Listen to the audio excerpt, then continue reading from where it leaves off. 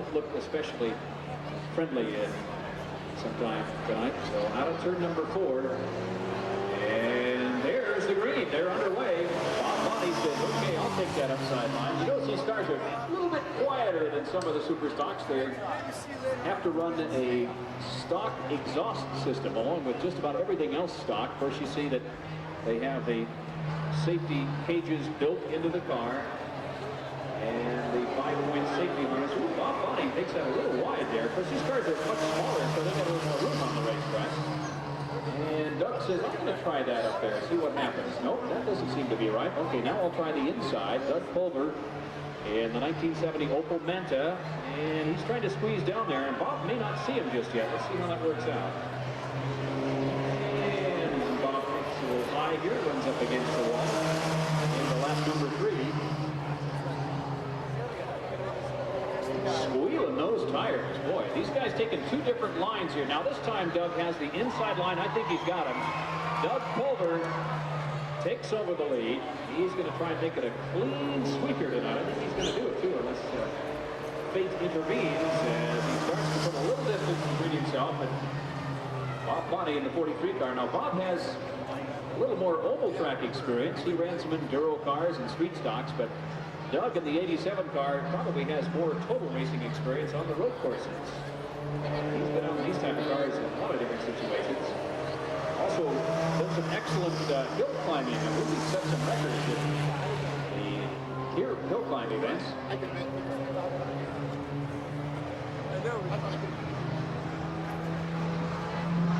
And Pulver really starting to lengthen out that lead. We will show the white flag coming up this time around. And there it is, one more time around.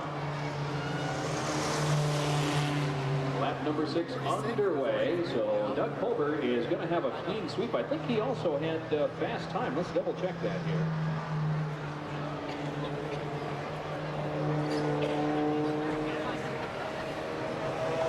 Checker flag, Doug Pulver. And coming out of turn number 4.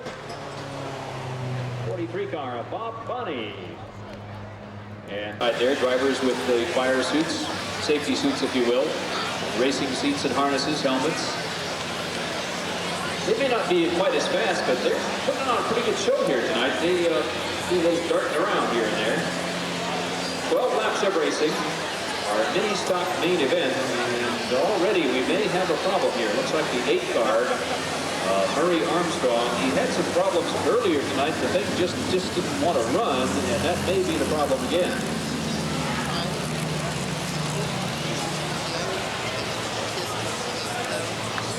And while you take off a little time from the racetrack, our beautiful Coastal Auto Mart Trans Am, the pace car. So one more time around, Tim McEwen says, let's bunch them up a little bit here and get ready to go racing. Now, as you take a look at the cars, we've mentioned inverted starts. However, Doug Pulver will be starting in front of the 5 car of Gary Standifer. We're guessing that Gary may have said, listen, go ahead and start in front of me. I'm new at this. My car is slower.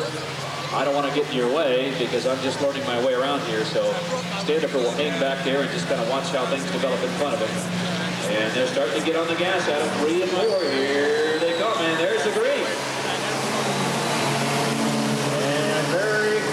Trying to get that inside line. Randy Dean in the 3 car in the Ford Pinto with the 52 car, Ray Middleton, the blue car, right behind it. And the other Middleton brother, Bill, in the 29 car. And then comes the Opel Manta Doug Pulver. 12 laps of racing. Randy Dean in the Ford Pinto raced street stocks out here and spent some time on the dirt. He would very much like to win a main event. I don't believe he has ever won a main event in competition, either on the dirt track or the asphalt. So he'd like to do it here in this mini stock event. I mentioned earlier that these cars do run a stock exhaust system as well. So you can see they don't have quite the sound of your other division of race cars. And Doug Pulver says, okay, now it's time to get to work on these guys. Look out, the Middleton car going way high. Ray Middleton of the 29 car just pushing it a little heavy, and Doug says, I think they'll try the inside line. That seems to be the place to be, as Doug Pulver picks up third place now as we're into lap number 4. These guys turning laps at about 21 to 22 seconds. Top speed of these cars, I would guess these cars are probably hitting about 60 miles an hour, maybe on the back straightaway. They may not look that quick. You have to remember, our Superstock cars are approaching 100 miles an hour at times. That is fast. These guys probably hit maybe 60 miles an hour, 50, 60 miles an hour on the back straightaway. Just about freeway speeds. And Doug Pulver says, well, you know, I got some time left here, but I'm going to have to try and work on these guys. He's going to look on the inside of the 52 car as Randy Dean gets around Standiford. Now Doug Pulver pulls into second place. He's got plenty of racing time left. We are right now halfway through this 12-lap event. Dean in the 3 car. By the way, he runs number 3 because Dale Earnhardt is his hero, so I don't know what that means. But now Doug Pulver says, okay, let's see if I can make the magic of this car around the American-made car. Pulver running the only foreign-made car, in fact, the only non-Pinto in this class at the moment. We did have that Toyota on the racetrack earlier before Maury Armstrong had a problem, and see, still Dean sees him probably now and says, hey, I want to try and keep this inside line. You got to work for it. Takes him right up against the wall, and Pulver beats him back to the line.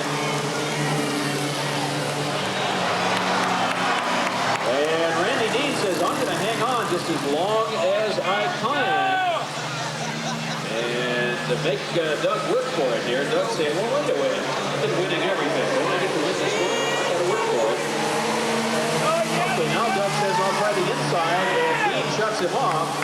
If you're the leader of the race and you've got a faster car behind you, just use up the racetrack if you can do it. That's nothing wrong with that. You've got the right to take whatever line you like, and Doug's going to have to work for this one. As we're into lap number 10, we will have 2 laps to go, and once again, Dean takes him right up to the line. And Doug Pulver says, now wait a minute here, I'm going to make a move eventually. And Dean does not have the cornering speed, and Pulver slips by on the inside, Dean on the outside. Maury Armstrong trying to get back into this one. We'll see the white flag. It's the field drag race. 1 lap to go. And Pulver definitely in the lead. Dean right behind him. Dean does not appear to have the horsepower to make a move here in this closing lap. Third place car is the 52 car of Ray Middleton. It comes Bill Middleton at the line. Doug Pulver, Randy Dean, Ray Middleton, Bill Middleton. And making it back on the racetrack, finishing up this event anyway, Maury Armstrong in the 8 car and the 5 car of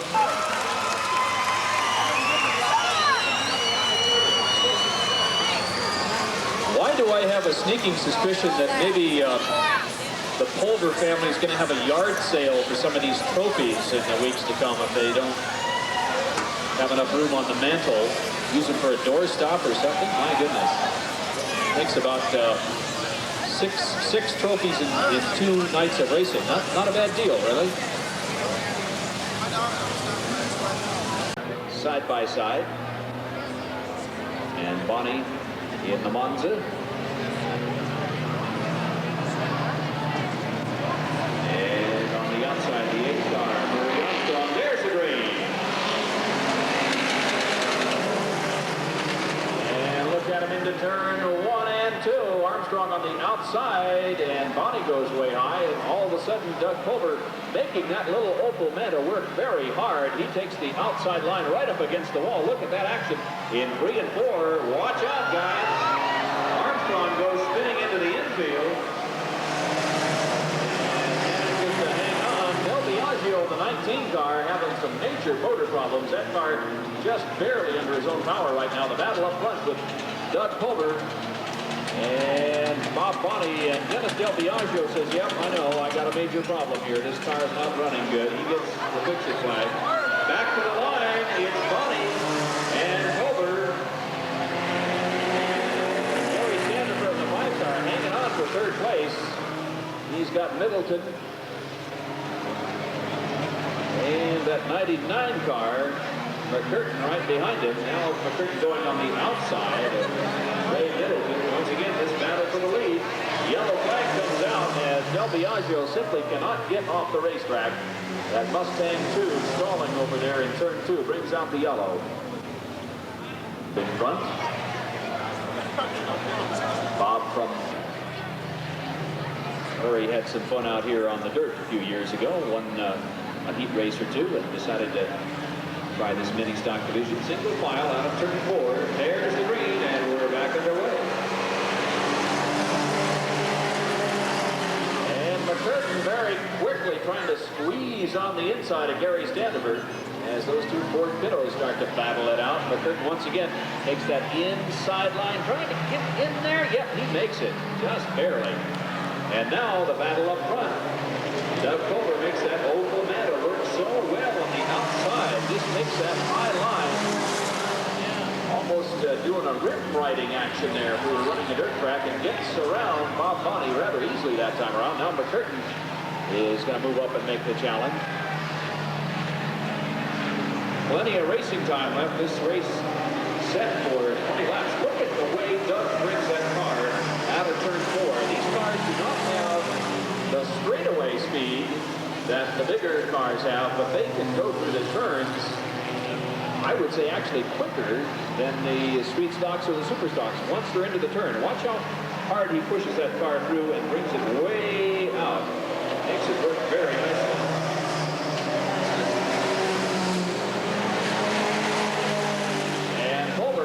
Starting to pull away from McCurtain. McCurtain with the fast qualifying time, and Doug says, hey, listen, I want to get some running room between myself and this guy. We tangled there in that other race. I don't want to do that again.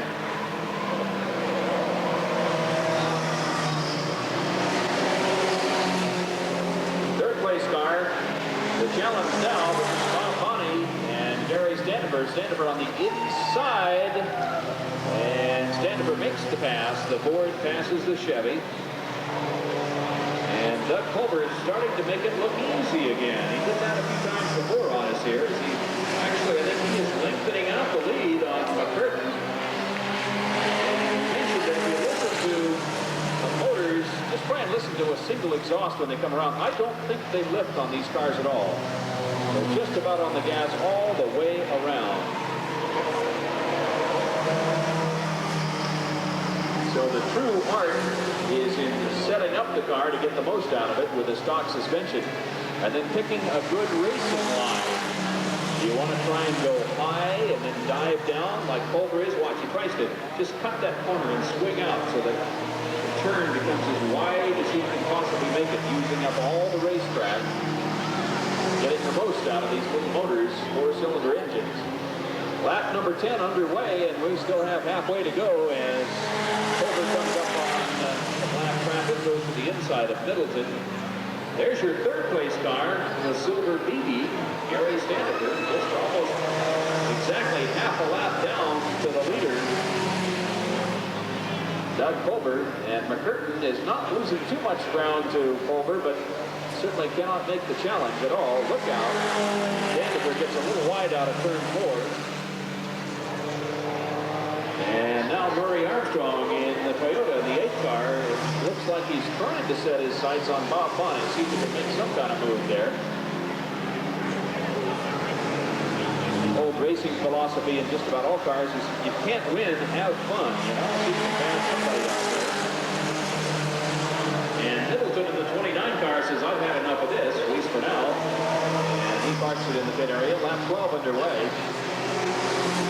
And it sure looks like Doug Culver is, yeah, he sure is, starting to lengthen out that lead over McCurtain. Even though McCurtain had the faster qualifying time, Doug Culver probably been working on some kind of setup on this car and managed to pick up an extra tenth of a second or so, maybe even more, now with a full straightaway lead over McCurtain.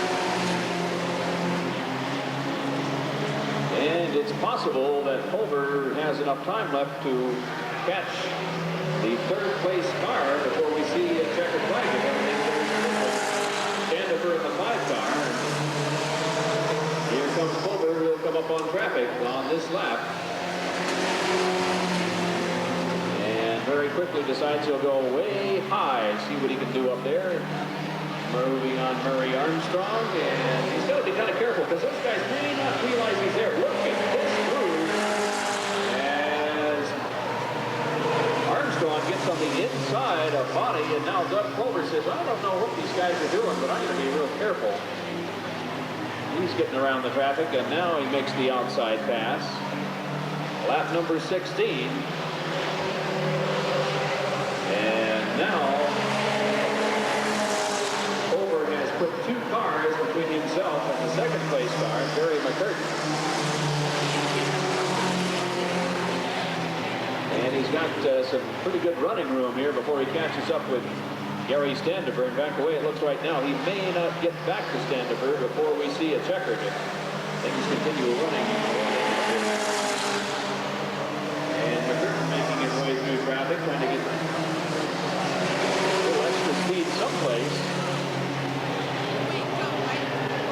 And Doug Fulber trying to keep his main event record intact. Should he win, it will be 3 in a row. Starting at lap number 19. 18 down and 2 to go.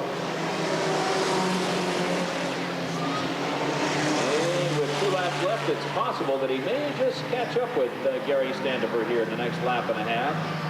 Really just diving hard into those corners. And we will see the white flag on the 87 car over this time around.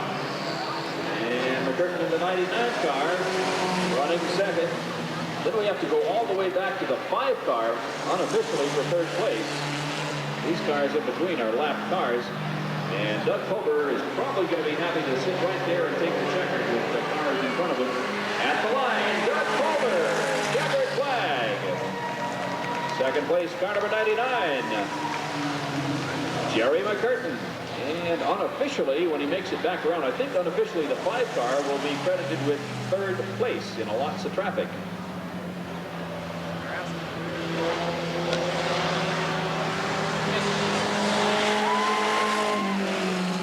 Culver.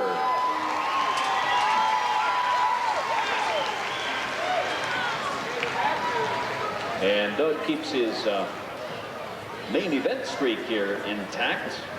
His 3rd main event win of 1989, and will easily continue his point lead. Final shots of glory tonight, 15 laps for the 11 car. Car number 43, Bob Bonnie. Is among this up the Pinos with Bill Middleton in 29. Standifer in the 5 car, the Silver BB, they call that car. And then the 2 foreign manufactured cars, Corey Armstrong's 8 car, the Toyota, and the Opel Meta, and then fast timer Gary McCurtain. We're at 3 and 4. We'll look to go green this time around. Looking real good there on turn 4. There's the green.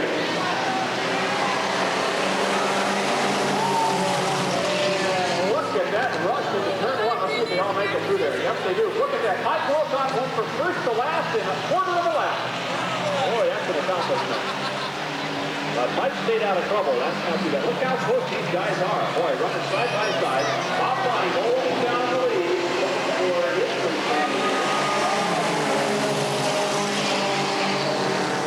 And all of a sudden, it's McCurtain and Culver side by side. Middleton gets in a little trouble. Watch out, guys. McCurtain goes to the inside of Middleton.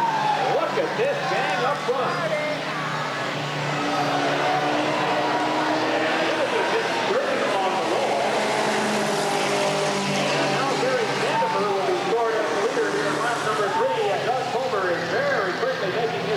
And McCurtain in the 99 car makes the challenge on the inside. And McCurtain may have a little more horsepower than Culver may have the wall lightly, but it looks like he's okay in the 29 car. Battle up front, Gary Standifer with some fast qualifiers behind him, trying to keep those guys behind him. Now Culver trying to hit that outside line work. Way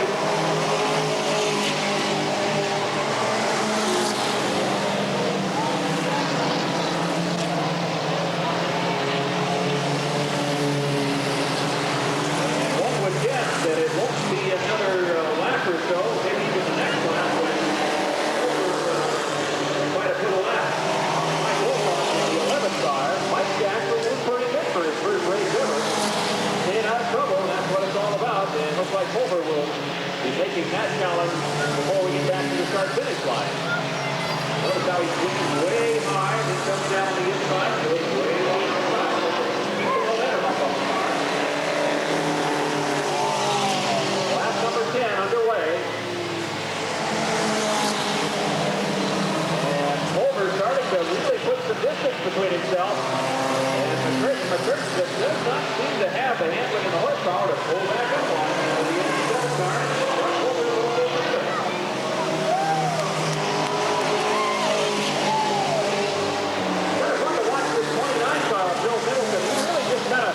Slides through the corners. That car really kind of loose, but he makes it work. And the third place car, Gary Sandberg, trying to make a challenge on number 11. And Culver goes to the outside.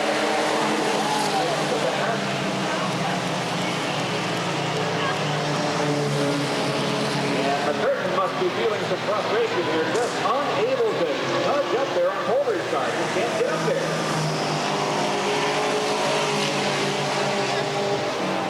So far, we've been green flag all the way around here. Culver continues to pull distance between himself and McCurtain, and now has about a half a lap lead over the third place car, Gary Sandberg.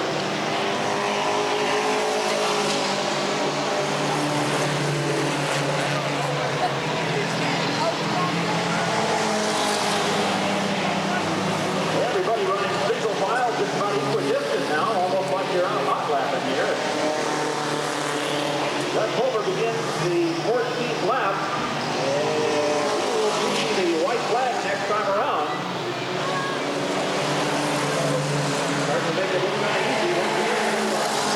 Make another pass to the lap 11 car. This time around, white flag will fly one more time around. Now with a straightaway lead, Gary McCurtain. Earlier tonight, that car had just been perfectly set up, but he just has not had it here in the main event. And losing ground the last few laps. On the turn 4, he makes it look easy. Checkered flag, Doc Culver. Second place. The 99 car, Gary McCurtain.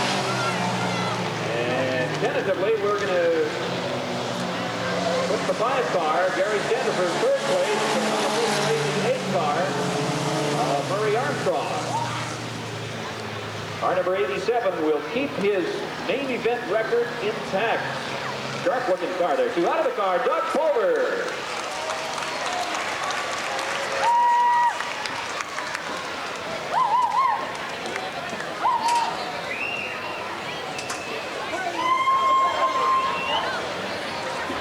In the 11 car, 19, Dennis Del Biagio, Randy Dean in the 3 car, and Murray Armstrong in the 8 car. And now McCurtain will make it back for the green, and we're going to go one more time around here. Charlie's ready to go. He says, hey, I want to go racing here. This is serious stuff. I want to win that $100. Somebody probably foolishly told him about that $100.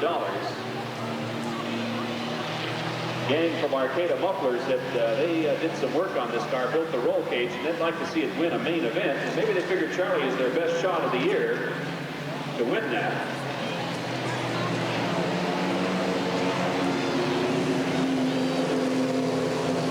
And we're going to try and get him bunched up and get ready to go racing.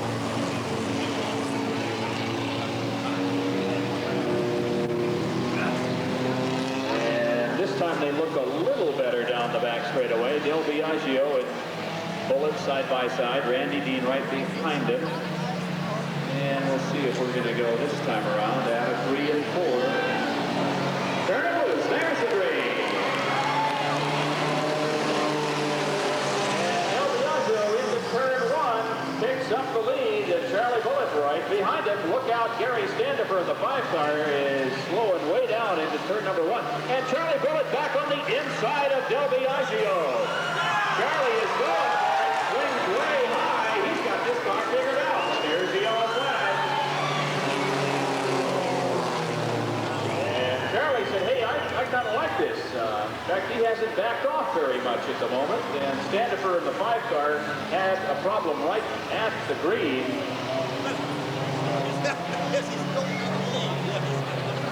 Maybe Charlie figures, hey, this is easy. I'm gonna win this one. Of course, he's probably also seeing the green and the yellow lights on, which may be kind of confusing.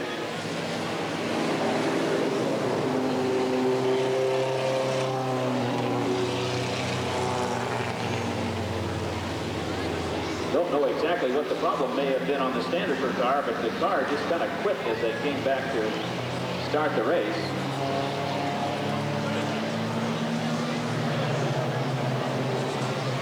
And we are showing the red and yellow restart flag. Charlie's going, you mean I gotta get lined up again? Doggone. So we'll try to get them back in their original positions here with Del Biagio and the Mustang 2 on the outside. And we'll see if the lights stay on. Nope, it's going to take another lap, I guess.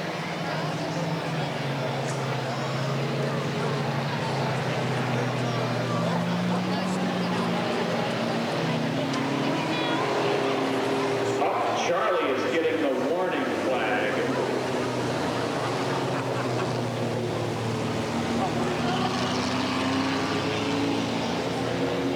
Probably feels really bad now. Mike, you never got a warning flag. Now, Mr. Clean Machine there, huh? He said, hey, you know, I'm a clean race driver. Okay, this time we look like we're in pretty good shape here. 2 by 2. And we'll try to turn them loose again out of 3 and 4. And there's the green.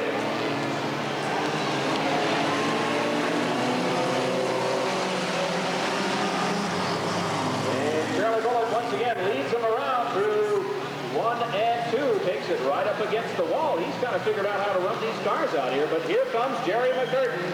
He's got one of the fastest cars out there, and he's working his way up there. Over the 87 car still has a long ways to go. Here comes Randy Dean in the 3 car. Bullock leads lap number 2, but we've got 20 laps of racing, and all of a sudden there's Randy Dean right alongside Jerry McCurtain on the outside. It's a Charlie Bullock sandwich, and they both get by him. Look out, Dean and McCurtain in trouble. Charlie makes it through a pile-up as everybody else comes back to the line, and Charlie Bullock still the leader.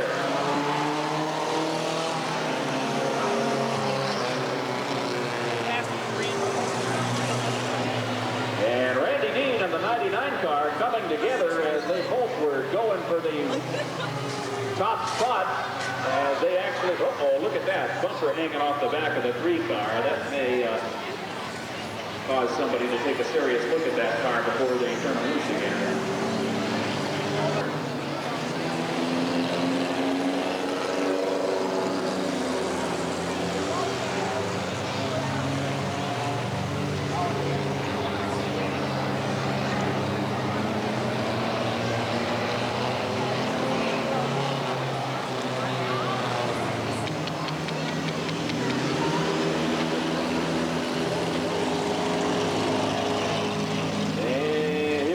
Dean in the 3 car, so we're back to our original 9-car starting field. The man who's trying to make it 5 in a row, and out of turn 4, single file restart. There's the green. And once again, there they go. Here's by Charlie and McCurtain and Esty. Now Tim Esty in the 4 car picks up the lead. Doug Hover swings on the high side of the 11 car. Esty the rookie and McCurtain a veteran. Look out, Charlie Bullock goes way high, gets over all of his and the 43 car Bob Bonney having some problems. Once again, number 5, Gary Standifer slowing down on the front straightaway. He may have a reoccurring problem that's coming back to haunt him. And this time Hover gets by the 11 car, right around it.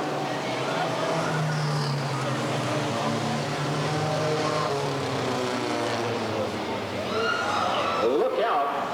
Those guys just not quite seeing that Standifer car down in turn 1. Rookie driver. Never done any stock car racing before. I understand he's done some motorcycle racing. That's a pretty good way to get started here. Usually a lot of times the guys that have done some kind of racing will have an advantage. And here we go out of turn 4. There's the green.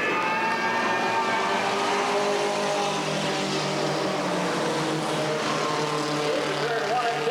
So far so good. Esty hanging on with McCurtain right alongside it. McCurtain diving die on the inside.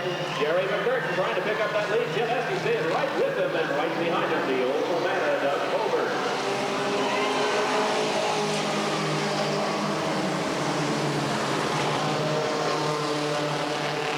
Top 3 cars doing a little bit of a breakaway as Culver puts Esty right up against the wall. And those guys fighting for second place. McCurtain out in front. We've seen this battle before between Culver and McCurtain.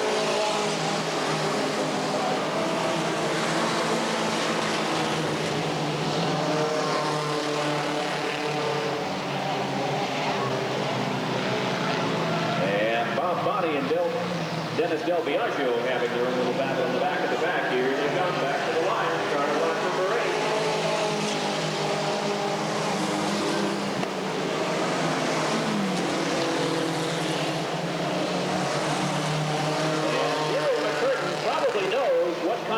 That Culver likes to take here, and he's going to try and use up the racetrack, knowing full well that Culver may have a faster race car. He's going to try and just stay right where the fastest racing line is and hope that Doug cannot make any quick moves on it.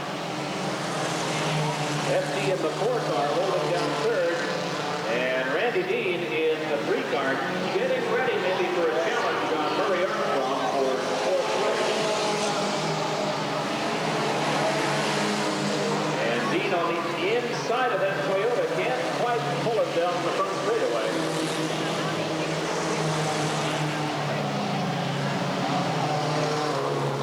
Halfway there, Culver once again moving right up on the bumper of McCurtain.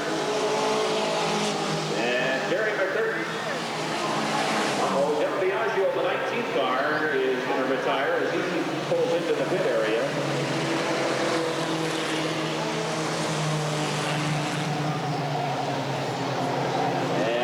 Watch that battle for 4th place as Dean and Armstrong are coming up on each other at 3 and 4. Randy Dean sliding by on the inside into 4th place.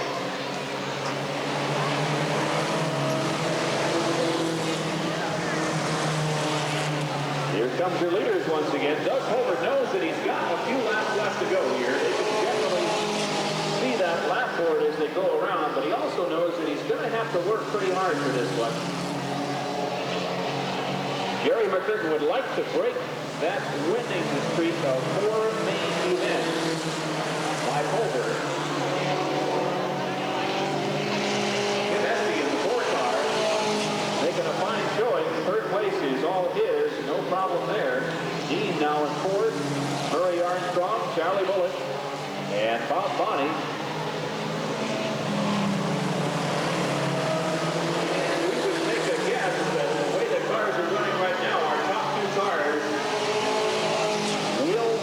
The traffic before this one is over, and that's where things can change. In fact, in about the next 2 laps or so, McCurtain and Culver will probably get on the tail end of this match.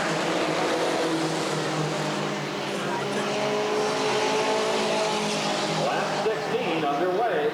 Everybody at the moment satisfied to hold their position, although Culver just puts that Opel right against the wall, trying to build up as much speed as he can, and it just isn't enough to get around.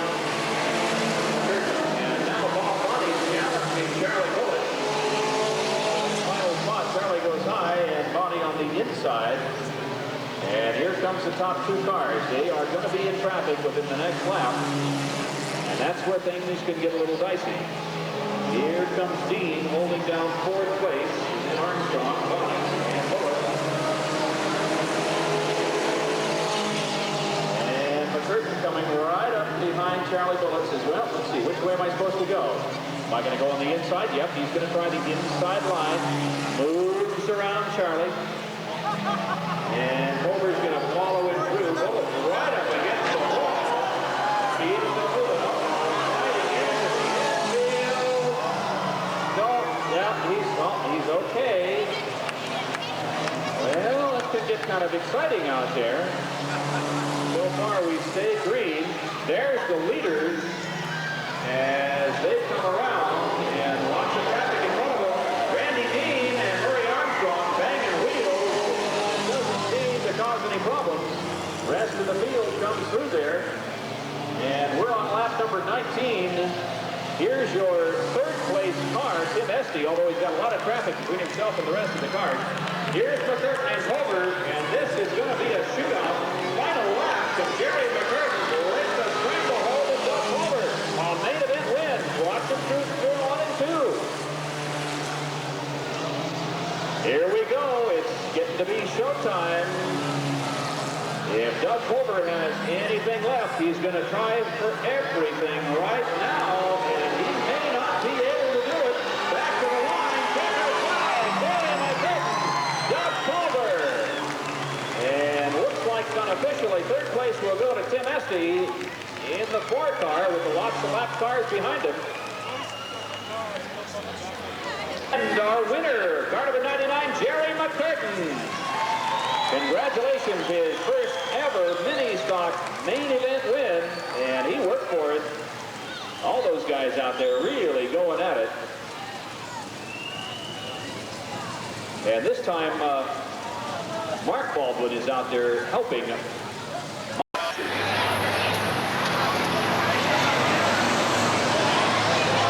Tim McEwen says, okay, let's bring it around here one more time, and we'll go racing. 20 laps of racing, our mini stock main event.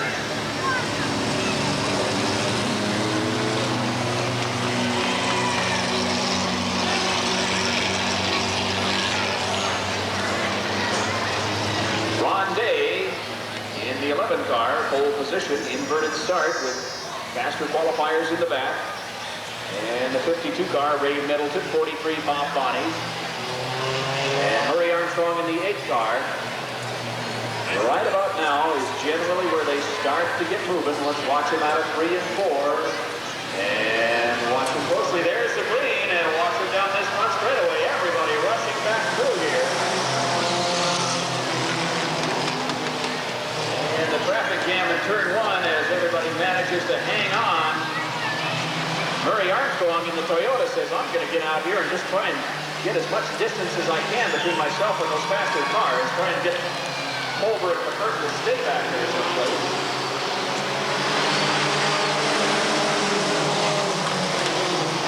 Randy Dean in the red Fortito. Now in second. Look at that 4 abreast through turn 2. Don't say these guys don't go for it. And Dean hanging on for second place. Gary Standifer in the 5 car holding down third. With Tim Esty running fourth.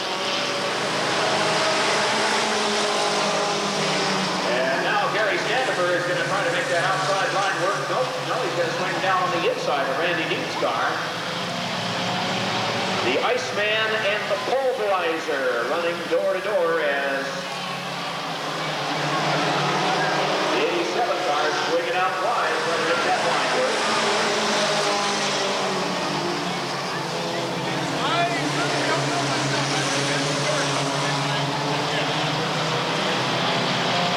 And second are secure, but the battle for third and fourth on back as Tim Esty and Gary Standifer are just kind of waving at each other as they go side by side. Now again, Standifer will chase a little bit, and the car is trying to move by on the inside.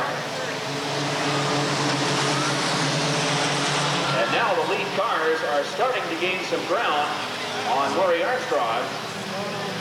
He's managing to keep some distance between himself, and now he's starting to get these guys right on the cover. And Tim Esty says, I'm going to try that outside line. You guys go ahead and stay back there. I'm going to go out there, sure. Tim Esty in the 4 car goes right to the front. Rookie driver, only his second night of competition, and he's ready to go racing.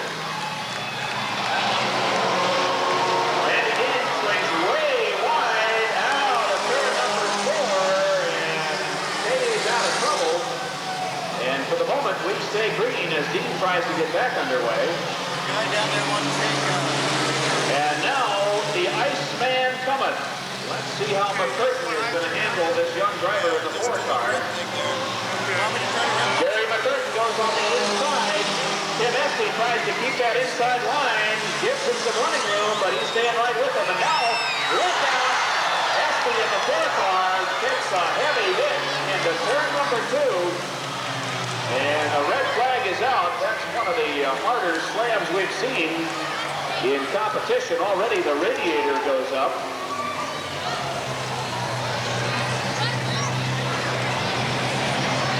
And we can see Tim moving around in the car as they are working on the safety net.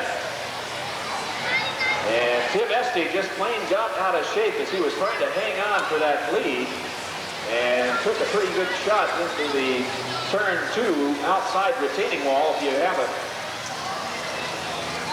good set of eyes, we've got binoculars with you, you can see that the radiator went up very quickly and has dumped water all over this racetrack. There's Tim out of the car. He's okay. No problem with the driver, but he knows that he's got a heavily damaged race car. In fact, he just gave it a kick. Our next event coming up a week from tonight, he's going to have to work pretty hard to get this car back in shape. There is heavy front-end damage on that car. The radiator just came apart as soon as he made contact. But once again, a testimony to the safety of these cars. Car took a pretty good shot, but Tim just quickly got out of the car, probably pretty frustrated with himself and the race car.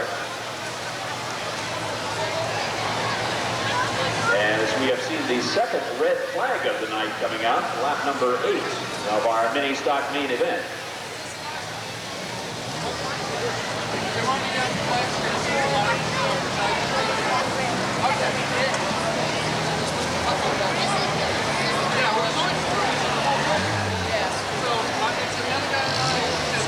And it's going to be a moment or two before they can get this car on the hook. And they're going to have to spend some time with the dry sweep over there to take care of all the water that's running second and third.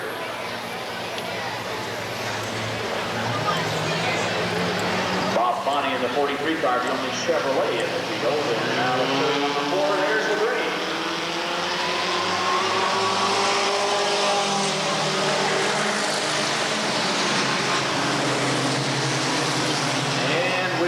To see if those top 2 cars do a little breakaway here. That's been the way they've run this race before. They're the fastest qualifiers. And we can probably guess it's going to be a real 2-car battle, and these guys stay right together. And now Gary Sandifer is making a move on the outside of Murray Armstrong. They are door to door. Armstrong trying to hang in there for 3rd place using that inside line. He's going to make Sandifer work for it. And Doug Mulber right on the bumper of Jerry McCurtain. As they come back to the line, running on number 10.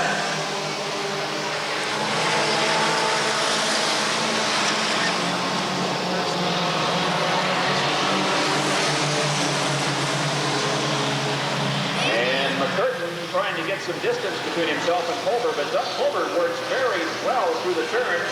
McCurtain has a little stronger motor down the straightaway. So watch his Mulber will come up right on his bumper, and then the curtain will start to pull away as they go down the back straightaway. And now a 3-car battle for 3rd, 4th, and 5th place. Randy Dean now working on the inside of Gary Sandifer.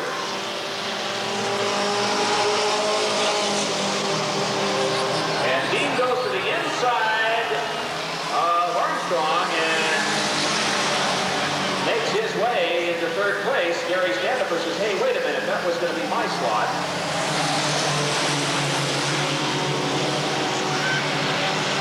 And our top 2 cars unofficially are turning laps just about at track record speed, so these guys are not backing off at all.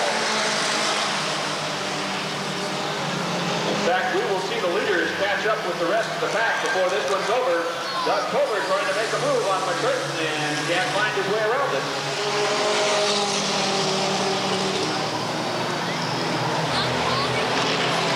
And in fact, within the next lap, the leaders will be approaching some of the slower cars. Bonnie and Ron Day in the 11th car. Middleton in the 52 car. Here comes the leaders. McCurtain swings way on the inside of Middleton's number 52. And Ron Day is having his own little challenge with Bob Bonnie, and he looks like the leaders are going to have to take the long way around. Here they come, working on rapid. And McCurtain and Culver successfully negotiate those cars, and they now have lapped the entire, well, not quite the entire field, but pretty close, as they've gotten around 3 of the cars on the racetrack. Lap number 16 underway.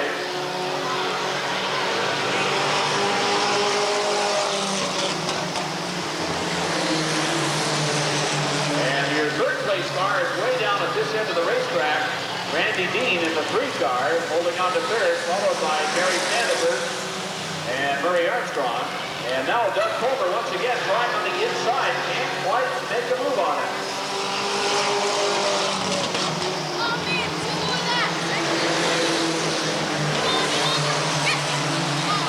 And Jerry McCurtain's car does not sound real good when he backs off into the turns. Now, whether that's a problem developing or whether he's going to be able to keep it going, we'll watch and see. This time Culver gets on the inside. And McCurtain lets it go. McCurtain may be having an engine problem. He's really been making a lot of engine noise as he went into turn number 1 and 2, but he's staying with Culver, and now he starts to slow down a little bit, and now he starts to pick up again. And there's the white flag one more time around.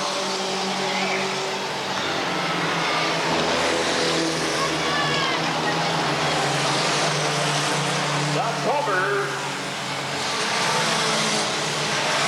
makes it look easy as he cruises through turn 3 and 4, and checkered flag, Doug Culver. McCurtain will hang on for second place. And way back there, looks like the 5 car, Standifer, is going to be your third place car as some of the lap cars come by. Gary Standifer will finish third. And Randy Dean and Murray Armstrong, along with the rest of the field, Ron Day and Bob Bonnie and Ray Middleton.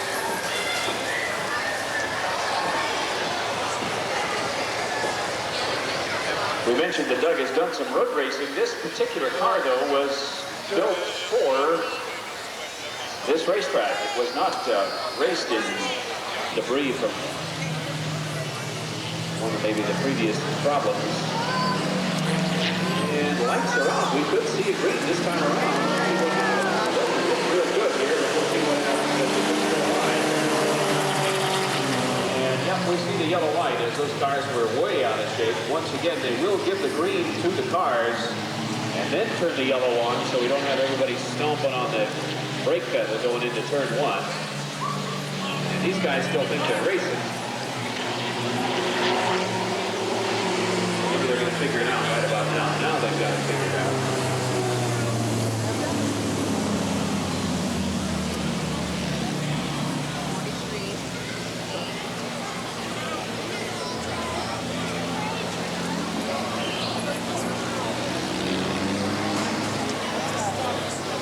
Now we try to get everybody realigned in proper spots.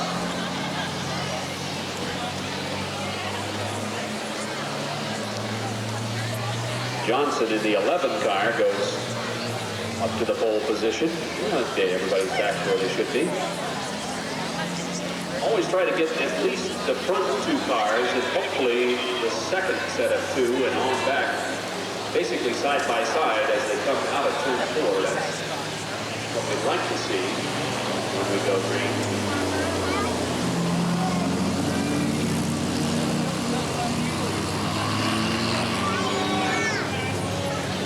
And once again, lights are out. 15 laps tonight. A little smaller field. We've seen as many as 11 of these guys on the racetrack for some of our events. And Johnson in the 11th car says, boy, I'm going to try and stay here on the inside. And Bob Bonnie is playing a little cat and mouse and hanging back there. Let's see how they get up here now. They look a little bit better. Now to turn 4, we turn loose. There's the green. And Bonnie in front in turn 1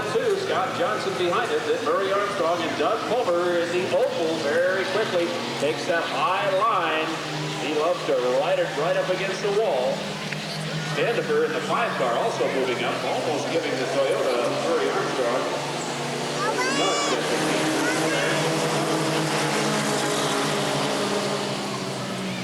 And Bonnie knows that guys like Pulver and Vandiver can go faster than he can, so he's just going to try and get up there as quick as he can and stay out of trouble.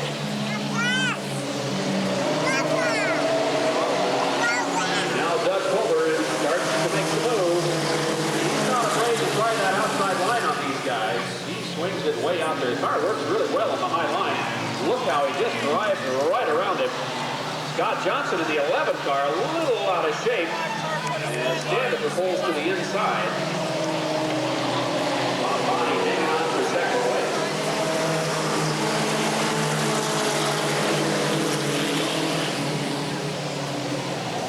And Pulver starting to make that move where he pulls away from the rest of the field. Vandiver with a faster qualifying time may be able to catch up with him, but in earlier competition, he didn't seem to have that much strength.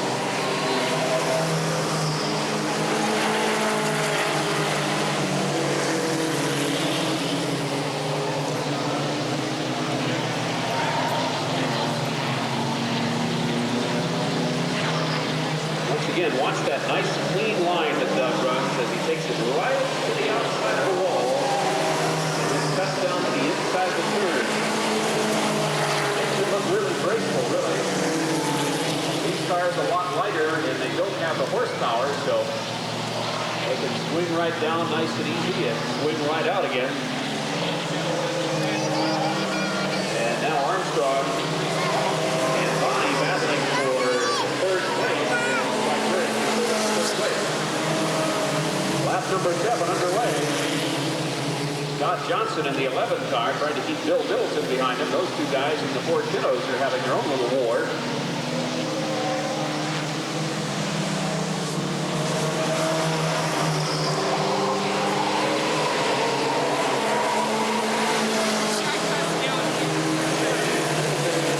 He's going to try the outside line and just can't seem to get much working out.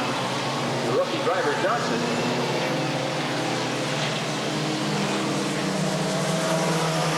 Over in that 87 car, turning some very quick laps out there. That car moves through the turn.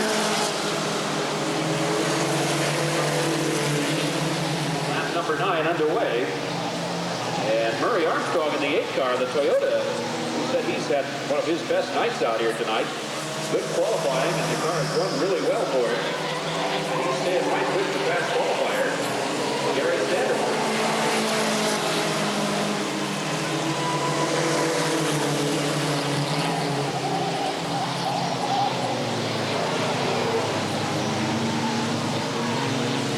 Lap 11 underway, and still a battle between Johnson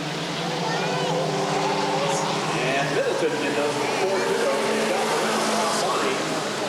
They are just hanging right with each other in the fight for 4th place. And unofficially, Pulver turning a time at about 20.4. That's pretty good work in that car under race conditions.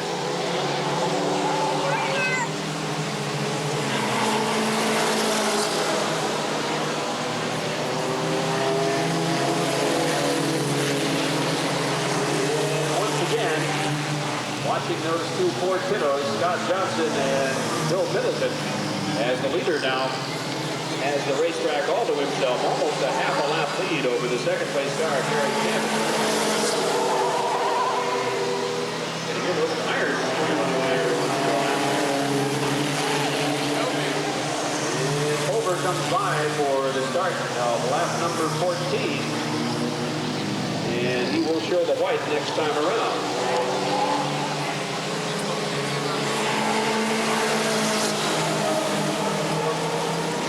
Cars pretty well single file at the moment. Maybe everybody's just decided they're just going to hang on to what they got.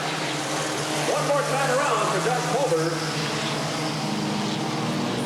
as he will try to make it 6 main event wins.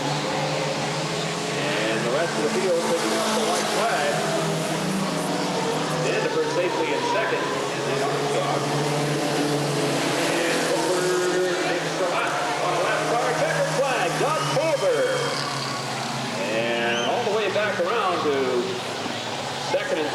Here they come out of turn 4. Gary Standifer and Murray Armstrong. Dale Middleton and Scott Johnson finish up the rest of the field. He's out of the car, Doug Culver. With Jerry McCurtain out of action, of course, you get the points for starting the main event. That helps out quite a bit. Even if you're finished in the back of the pack, if you just make the main, it'll help you a lot.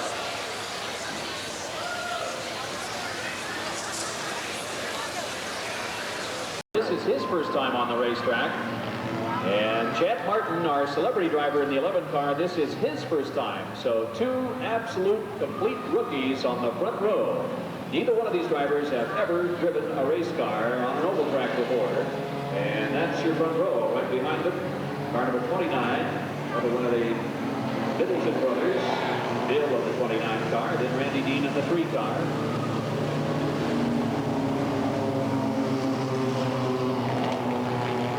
Mike Peoples will do the honors for flagging this race, taking the left side of the flag stand. And Murray and Martin lead him down the back straightaway, looking to have those top 2 cars side by side before we go on the gas. And out of turn 3 and 4 so far. And there's the green.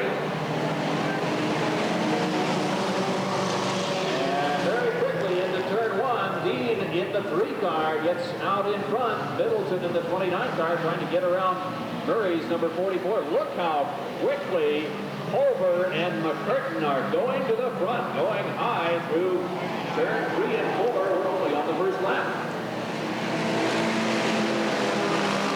And Martin rolling down second place with Murray quickly going to the inside. Look out, McCurtain in trouble. He slams into the turn. And Del Biagio hits McCurtain. And Jerry McCurtain getting sideways brings out the yellow as he made his way back on the racetrack. Del Biagio in the wrong place at the wrong time. And the yellow flag is out. McCurtain under his own power. He's got some heavy damage to the left front of that car. Got out of control, came back on the racetrack. Del Biagio ended up there at the wrong time. Right up there. Yellow flag coming out on our second lap. There's your leader of the 3 car, the Foggy Bottoms Pinto. Randy Dean up in front. And I believe Randy has a Trophy Dash win or maybe a heat race earlier this year. He has yet to win a main event. Looking for that first ever main event in racing at Redwood Acres. Single file on the restart, and right about here is where they'll try to get moving out of turn 3 and 4. Looks good so far. There's the green.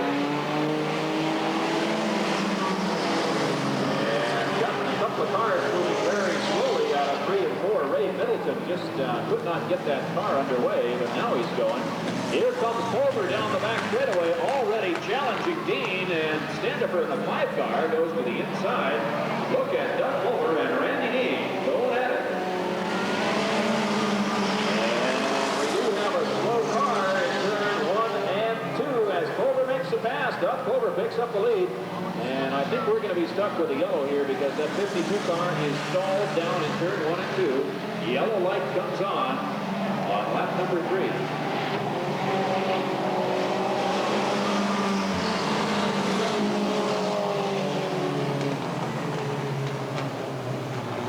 Car number 52, Ray Middleton, car for sale. I don't know if the price went down when he dinged up that fender or not. You just have to kind of bargain with him, you know. And here they come, single file. Doug Culver leads them through 3 and 4. Randy Dean right behind him, then standing around the curtain. And here comes the green. And 3 Ford Pintos all fighting it out for second place. Standifer, Dean, and McCurtain. And McCurtain at the 99 car slips into third around Randy Dean.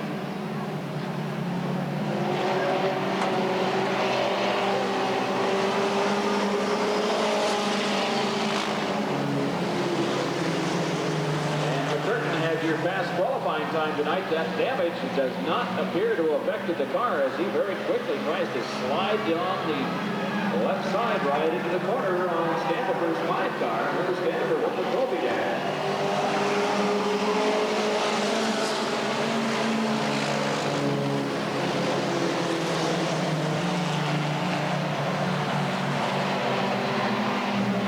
Doug Culver knows that McCurtain may have a faster car, so he is going to take that oval and just push it for all it's worth. Top 2 qualifying times. McCurtain had fast time. Culver had second fast time. So here comes the battle as McCurtain with maybe a little more horsepower with that 2300cc motor.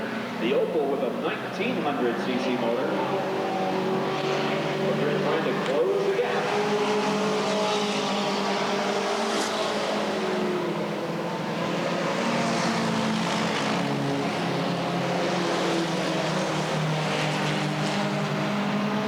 Doing just that. It's taken him a while to do it, but he's almost ready to try and make a challenge. Now just a foot or two separating the top 2 cars. He's right on his bumper. And he's going to pull up alongside, trying to squeeze on the inside. Culver says, nope, I'm not going to let you have it. You're going to have to work this to the outside.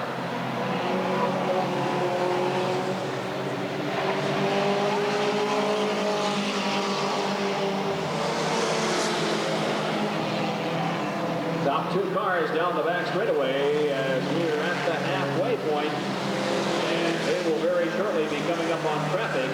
The 44 car of Steve Murray.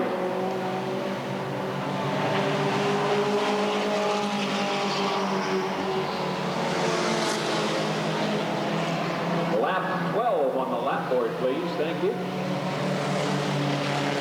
Third place car is the 5 car of Gary Standifer, and back to 4th place, Randy Dean, and then Ray Middleton, Chad Martin, and Bob Bonnie, as the leaders are into turn 1 and 2. McCurtain just skating on ice out there. He doesn't want to give Culver any kind of a bumper tap that might cause a problem with the officials. He's going to take it easy and work hard for it. Now he tries to go to the high side, looks out there, no room. Doug Culver trying to use up as much racetrack as he can. He knows that McCurtain potentially has the faster race car.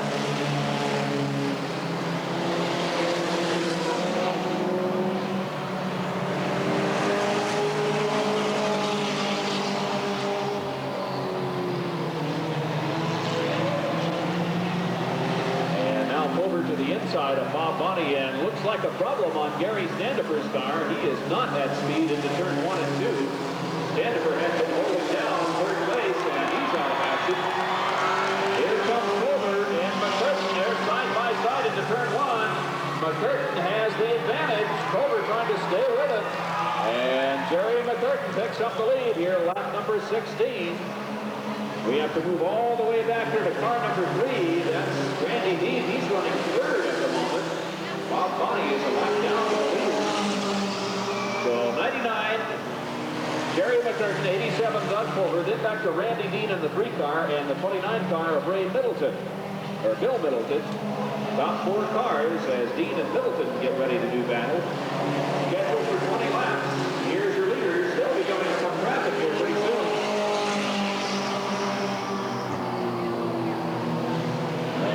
Steve Murray in the 44 car, that Dodge Colt, he goes to the outside as the leaders come around him. Our radio celebrity driver, Chad Martin, in the 11 car. Being shown the traffic flash. He stays to the high side. Lets the fast guys get around him.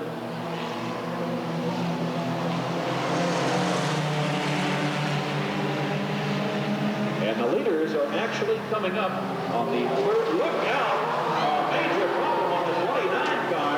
Ray Middleton losing a tire and wheel in spectacular fashion. In fact, you can see that tire and wheel right in the middle of turn 4. Bob Bonnie actually ran right over it. Boy, that's kind of hard on the race car now. And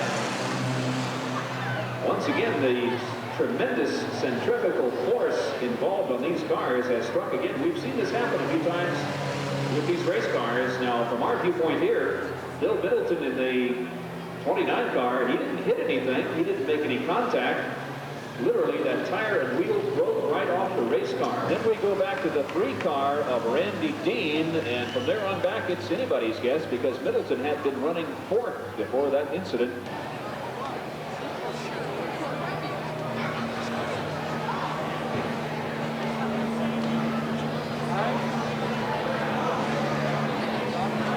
Once again, to our friends from Automotive and Towing for having their vehicle here, trying to extract Bill Middleton's Ford Pinto down in turn 4.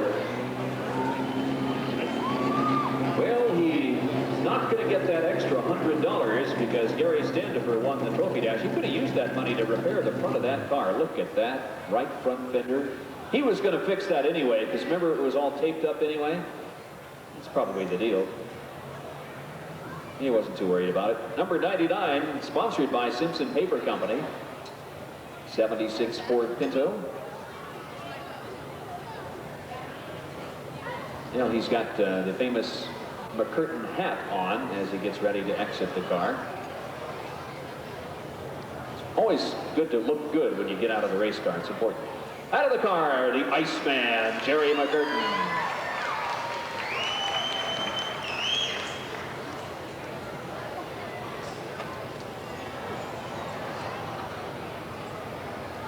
And Jerry says, well, I think I've seen this lady here before. What is, oh, look at that beautiful hat from AGS, huh?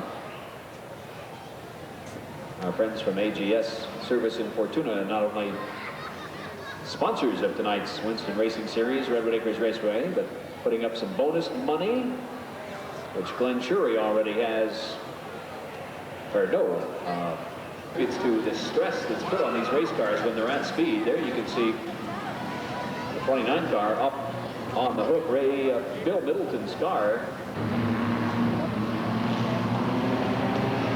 Pole position to the Steve Murray car, the Dodge Colt, and he picked that 44 there. You get that? Colt 44. I figured you probably got that by now. On the outside, Ray Middleton, the 52 car, and then Bob Bonney and Bill Middleton, and there's the green.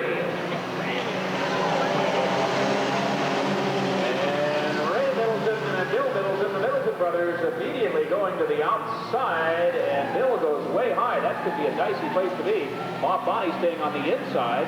Faster qualifiers very quickly trying to get up there, and Bonney and Bill Middleton were running side by side, and now they start to sort themselves out a little better.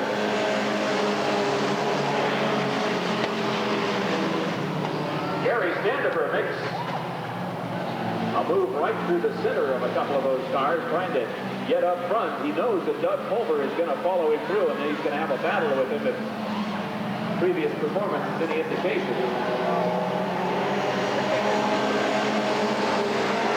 And Ray Middleton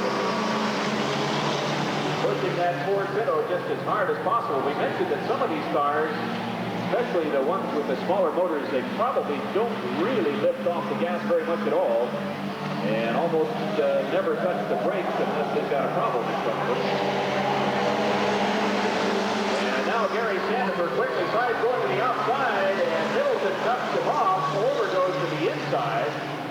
Ray Middleton trying to widen out his car a little bit, and he's probably, Gary Standifer, probably not too happy about that situation. He goes back driving in hard, gets out of shape. Look out, Standifer in trouble, and he gets, look at this pilot in turn number 3 and 4. Standifer brings out the yellow flag, and the 29 car, Bill Middleton also involved, and Bill Middleton is going to get the worst of this one. He's got a radiator problem. You can see that already having a problem.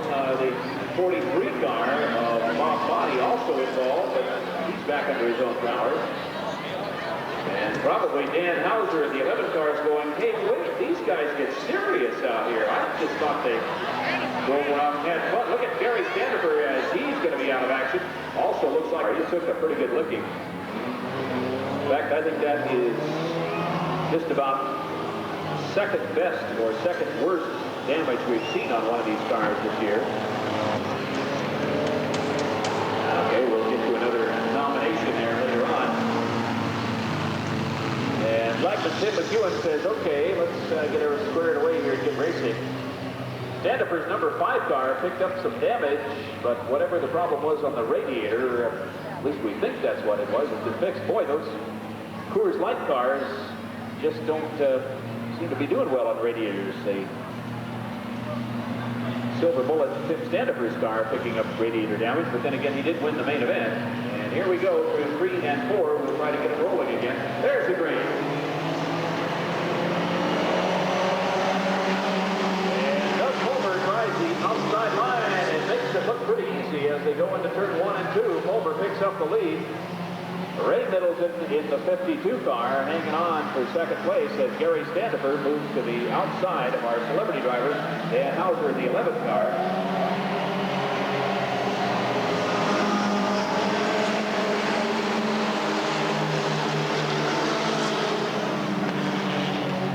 And everybody running single file as they go down the back straightaway. The car to watch will be Gary Standifer's 5 car. He was second fast qualifying in the minute. He lost some horsepower or handling in that incident. He should be able to eventually make his way around most of these other cars. They're not going to make it easy for him, but he'll sure try as he gets around the Steve Murray car. And Pulver trying to lengthen out that lead with a straightaway lead over Ray Middleton.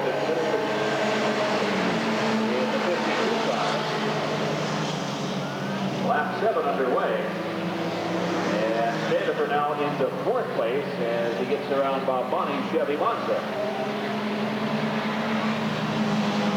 Now Doug Pulver is running it all by himself right now. Watch the line he takes as he squeezes to the inside on the turns and then takes the car right up against the wall. You can see the shadow. That's the fast way around. He doesn't have any traffic. It looks like he almost accelerates into 3 and 4, and then he sweeps way high, keeps the momentum up on that car, and that is the fast way around this racetrack.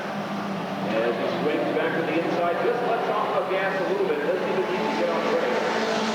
And all of a sudden, Gary Standifer has gotten by 2 more cars, and he's up to second place.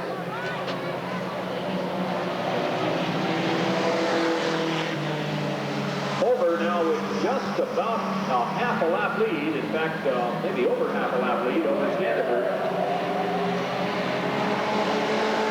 And Pulver will get ready to make the pass on Dan Hauser. He's not quite sure how he's going to do this. Okay, he's going to go to the inside. And Hauser says, okay, you're the fast guy. I'll let you go by there. Now Randy Dean getting ready to challenge Ray Middleton for 4th place. Guys running nose to tail as he on the inside. And Ray Middleton thinking about cutting him off, but thinks better of it. Now they come together, playing a little bumper tag. Dean once again squeezing on the inside, and it looks like he should make it this time. There's your second place car. Car number 5, Gary Standifer. Lap 12 underway at 20.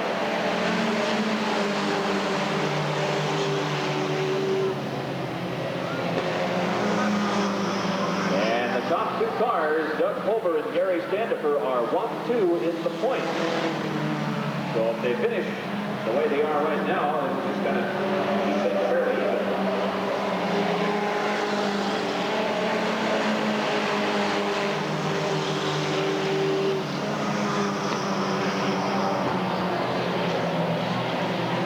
And probably before we see a checkered flag out here, Doug Pulver will try to wake his way through all these other cars and still on the lead lap.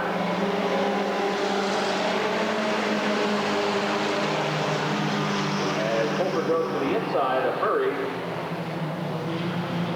And if Pulver can catch up with Gary Standifer, you're going to see a real war, because Standifer is not going to want to get lapped. He is going to work very hard at that, and it looks like that's very much a possibility as we still will have 5 laps to go. As they come back to the line.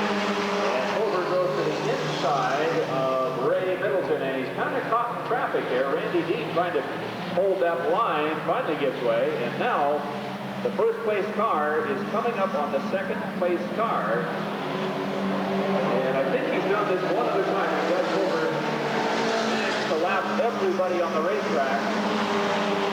And he's got the possibility of doing that right now. Gary Standiford doesn't know how to handle this traffic. Dan Hauser is right in the middle. And 3 abreast into turn 3. What a thrill. And Pulver says, hey, I better back off and wait. As they come back to the line, it will be a battle to see if Pulver can lap the second place car. And lap 18 underway, and he's got 3 laps to do it. And he's going to make it down the back straightaway. Doug Pulver has put the entire field down a lap, at least 1 lap. Second place car is a lap down to the leader. Lap 19 is underway right now. And at the moment, your third place car would be car number 3, Randy Dean. This is all unofficial. And then the 52 car of Ray Middleton. And once again, Dan Hauser says, where did all these guys come from? How come they keep coming alongside me here? White flag is out one more time around for the leader. And Pulver's got this one. Watch that battle for third place as Ray Middleton and Randy Dean are just working on each other down the back straightaway. Now to turn 4, checkered flag, Doug Pulver. And Standiford will pick up the second place as he comes back to the line. Randy Dean holds on to third. Ray Middleton, Bob Bonney, Steve Murray, and the 11th car, Assemblyman Dan Hauser. Nice run by all these guys tonight. Oh yeah, I went out and did some racing at Redwood Acres. Where? You did what?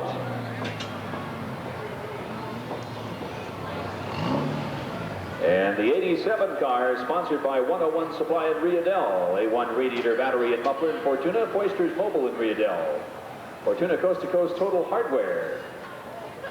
Also thanks to Harry and Louise Pulver and Lisa, there she is. Hello, Lisa. Getting everybody in the crew down there tonight. And there he is out of the car, Doug Pulver.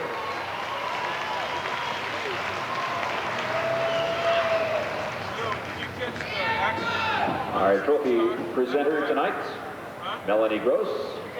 Nice corsage there that she has from Dolson's Floral at 2901 F Street in Henderson Center.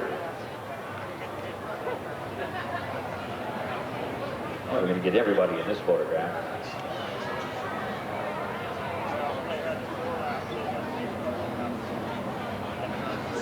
I mentioned one time that when they first brought this race car to the racetrack for practice, they decided to do some, oh, look at this, oh, a little affection down there, yeah.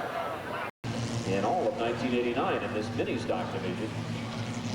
Mustang 2 of Dennis Del Biagio, a couple of Ford Pintos with Rick Stewart and John Morrison. The Opel German-made car of Doug Pulver. 2 Toyotas in the back of the field. One more time and we'll turn them loose. Scheduled for 25 laps. And I just have a sneaking suspicion we are going to see a real battle here tonight because we've got some drivers that are very eager to get into that winner's circle. Let's see how they handle this on the start. Murray and Middleton come back to the line. Looking good so far. There's the green.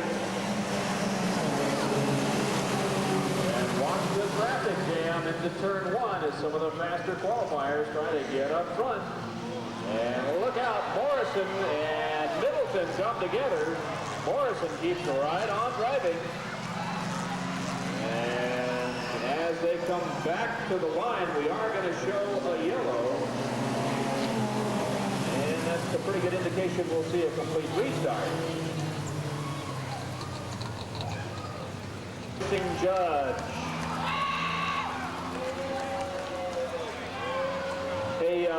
Hey Tim, do you got the telephone number for your lawyer and your bail bondsman handy? Huh? Think about it. Think about it before you do that again. And Middleton in the 52 car is still concerned apparently about some of the sheet metal on the race car.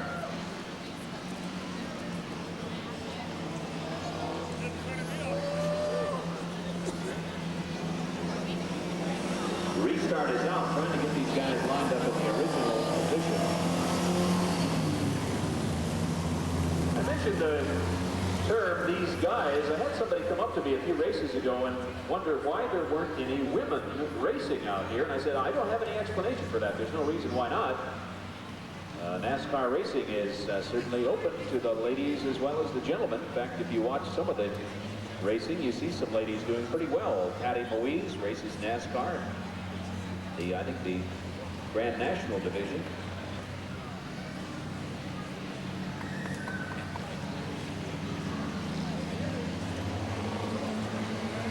And Tim McEwen says one more time around and we'll get set for turn one.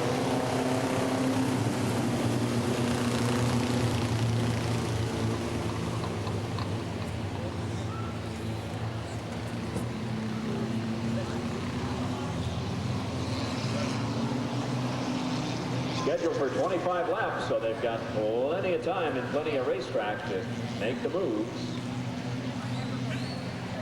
Everybody bunching up 2 by 2, and right about now they start to muscle down on the gas. There's the green.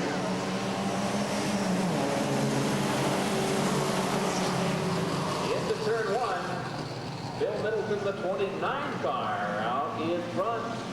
Stevie Murray in the Dodge holding on to second with Randy Dean on the outside. And then Ray Middleton. Bob Monty, and look out. Murray in the 44 car gets a little out of shape, but he manages to hang on. And now Rick Stewart in the 22 car starting to show some strength, going to the outside of Monty and working on Del Biagio. Top 4 cars trying to break away. As Steve Murray and Ray Middleton are right together. Look out, fellas.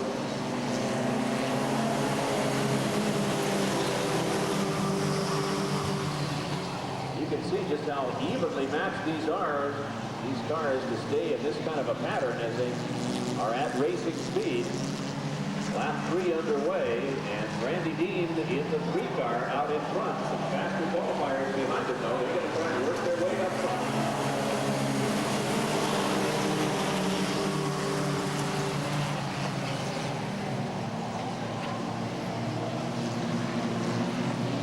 Stewart in the 22 car says, yep, I will try it 3 abreast. He goes to the outside of Ray Middleton. Let's see if he can make it work. That could be dangerous up high there in turn 4, but he hangs on. And Stewart works his way into 3rd place, but look out. Doug Fulmer is on the move. Fast qualifier has just slowly made his way around some of the cars in front of him, now thinking about going to the inside of Ray Middleton, decides to wait for a while and see how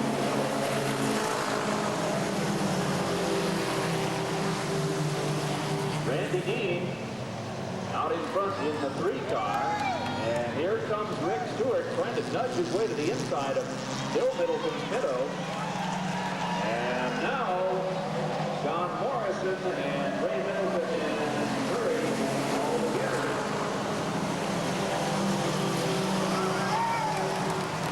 Doug Fulmer goes to the inside. Remember, he's your fast qualifier, and he is going to try and make his way as quickly as possible to the front. We're on lap number 7. We've got plenty of racing time left here, scheduled for 25 laps. Randy Dean in the 3 car looks like he just had a motor go as he slides into the infield, trying to stay out of trouble. We saw some smoke coming from the car, and I'll just bet he's dropped maybe some oil down there, but nope, he's still underway. Maybe not. Leaders come back to the line. Stewart with the lead. Yellow flag comes out. And I think we're probably going to take a look down in turn 1 and 2. I don't know exactly what happened there, but it looked like the 3 car actually may have had some major motor problems, but now he's back under his own power. It's possible that might have been tire smoke, but that looked awfully heavy for just tire smoke. The starting lap number 9 as they come back.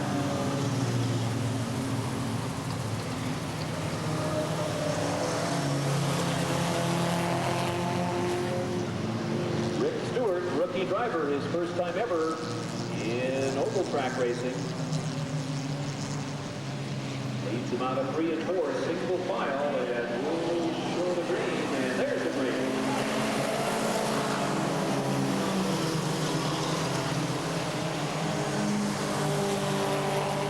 Stewart, with lots of running room, puts it right against the wall, and I think he just pushed it as far as he could go with that car. Culver goes to the inside of Middleton. He picks up second place.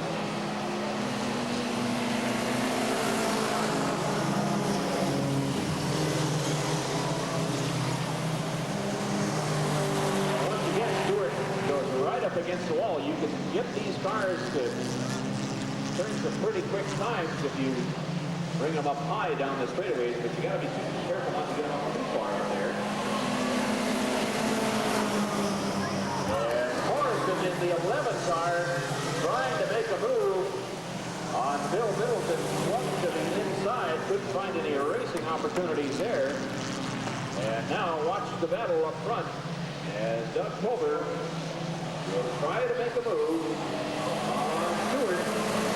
And Stewart trying to keep that window just as wide as he can. It's called making your race car wide as possible. And make Culver work real hard to get around it. And now John Morrison challenging the third place car. Middleton, as Doug Culver goes to the front on the inside. A battle for first and a battle for third.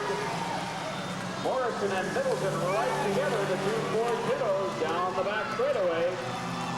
And Morrison may have the advantage. Middleton is going to stay on the inside.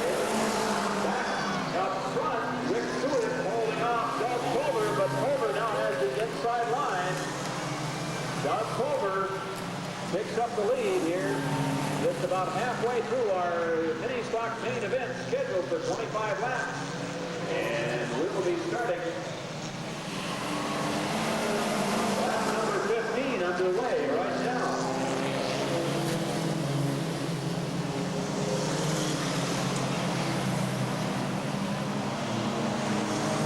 John Morrison in the 11th car, showing his experience, even though he's been out of racing for about 15 years at least. Still has the talent for it as he is driving that Ford Pinto to third place at the moment.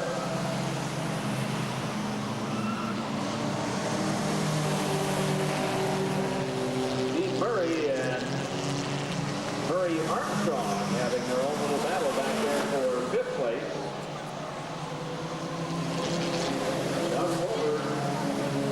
Lots of racing time and plenty of room out in front.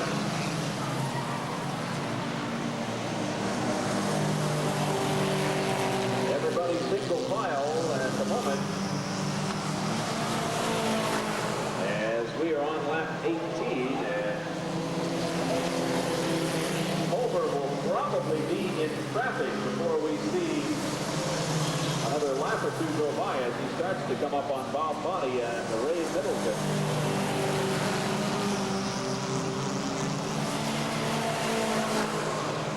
Middleton and Bonney have their own little battle going on. They may not realize that the lead car, Culver, just diving to the inside, makes it look easy.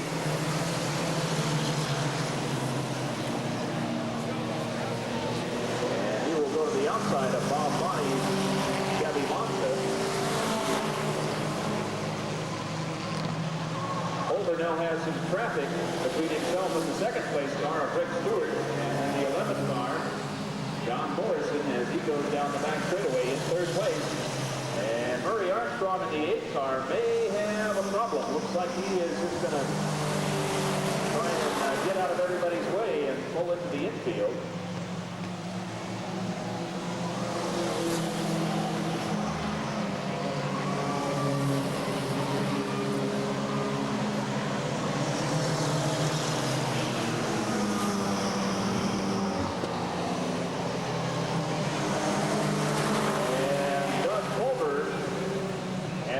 Traffic in front of him. Rick Stewart is having a heck of a battle trying to get around these cars that have already been lapped by the leader. And lap 23 is now underway as we couple laps left here. The 11 car, John Morrison, the racing judge, hanging on for third place. He's got some lap traffic out there in front of him. We complete lap number 23. And next time around, we'll show the white flag for the 87 car, Doug Culver. And if he can do it for one more lap, he will make a clean sweep tonight. Fast time, Trophy Dash Heat Race main event. He's on the final lap. Second place car, just more than half a lap back. That's the 22 car, Rick Stewart. Third place for the 11 car, John Morrison. The leader comes out of turn 4. And checkered flag, Doug Culver. And let's give this guy a cheer. His first time ever in this division. He picks up second place, Rick Stewart. And here he comes, the yellow banana, the racing judge, John Morrison, third place. And John has set several records for the celebrity car tonight. Fastest celebrity track record. He also qualified for the Trophy Dash. None of our celebrity. And standard for picking up win number 6 of 1989. 4 main event wins in a row. And once again, with our sky conditions at the moment rather favorable, we're going to immediately roll to our mini stock main event. And unofficially, Glenn Shurey in the 11 car with his 4th place finish will maintain his point lead over Olson in the 16 car, although Olson will gain a little bit of ground.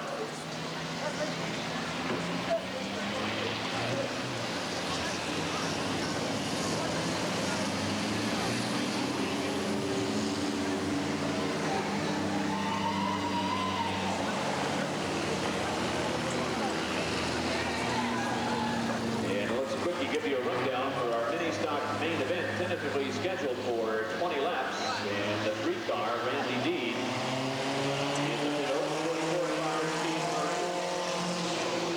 Car number 8,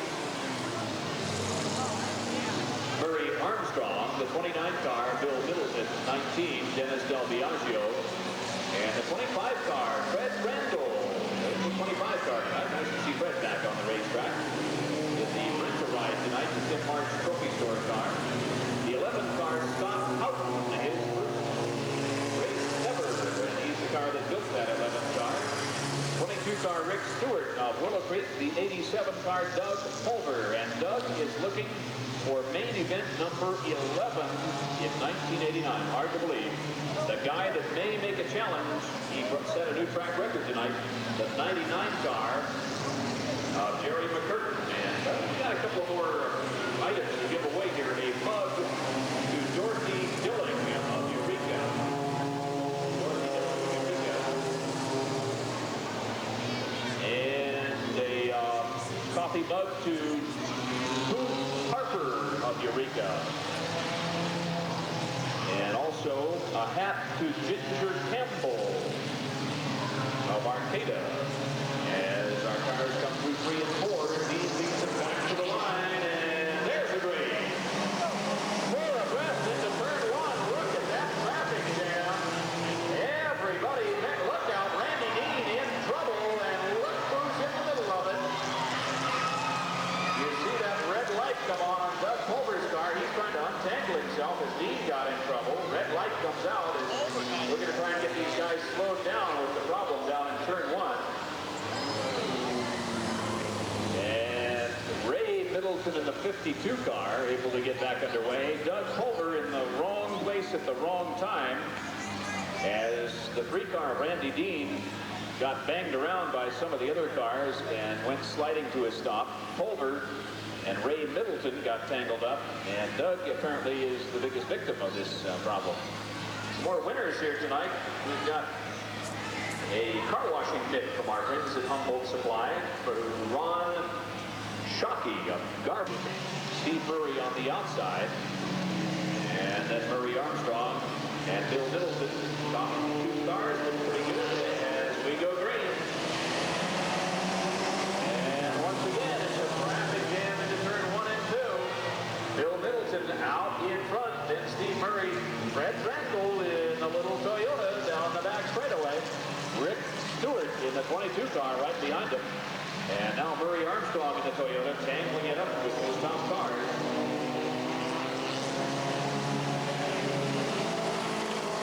And here comes Ray Middleton in the 52 car. He's back in action as Bill Middleton starting to put some distance between the second and third place cars.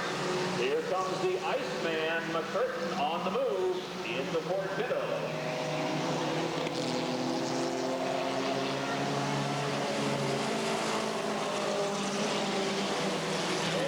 Very obvious at this point that Doug Fulmer will not be picking up main event win number 10. The only other car on the racetrack who has won a main event in 1989 is the 99 car of Jerry McCurtain, but there's a number of other race cars out there that would like to change that piece of history. And now Stewart going to the inside of Middleton. Those guys trading some sheet metal on the Ford Pintos. Stewart to the inside. McCurtain tries to follow him through. Middleton still on the gas on the high side. Randall on the 25 car still holding down fourth place.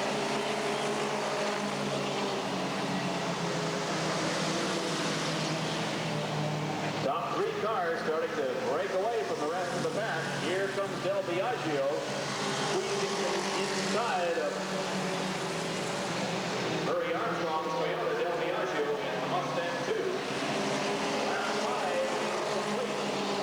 Scheduled for 20 laps. And Stewart managing to hold off our fast qualifier, Jerry McCurtain. Now Scott Houghton in the 11th car on the move as he gets around Armstrong.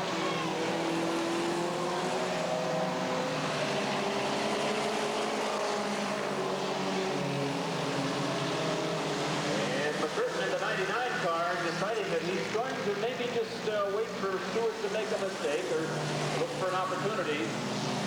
Stewart will be coming up on traffic soon as the Dean car goes down the front straightaway. Third place, Bill Middleton and Fred Randall in the 25 car, still holding down fourth. And Stewart goes to the high side of Randy Dean's car.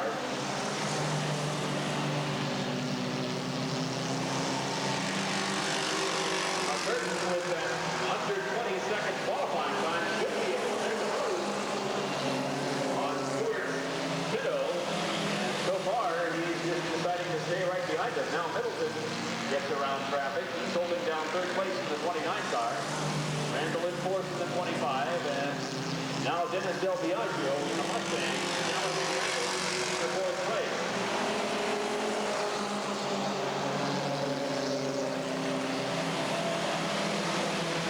Approaching the halfway point in the mini stock main event portion of our Humboldt Supply 100. They'll complete 10 laps this time around.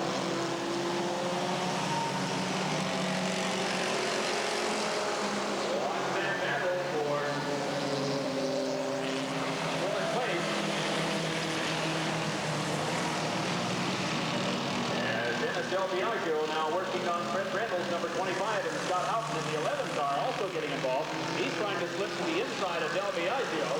Houghton in his first time ever.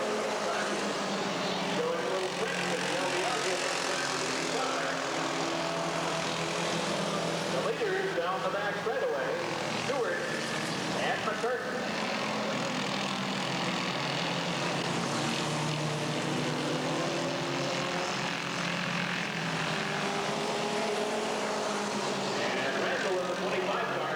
His way around Ray Middleton, who apparently has got some kind of an injury problem.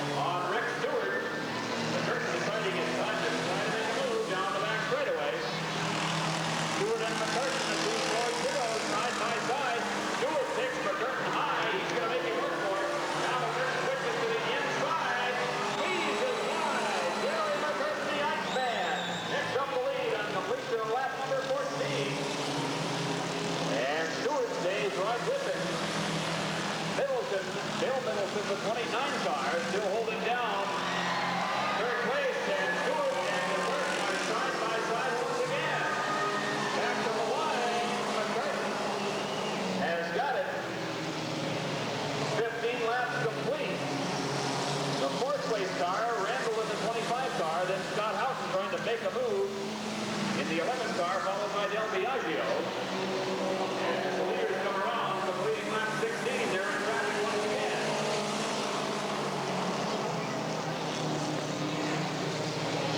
And now Stewart going to the inside. He has to back off as he gets in traffic and almost loses it coming out of turn 2.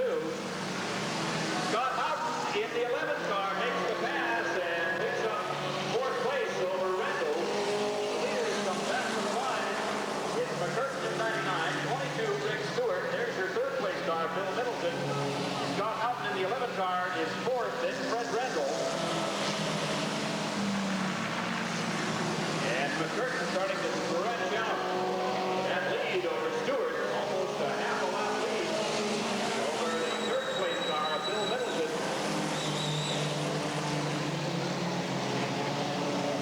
Lap 18 completed. And we will see the white flag as the leaders come back to the line this time around. There it is, one more time around for the Iceman.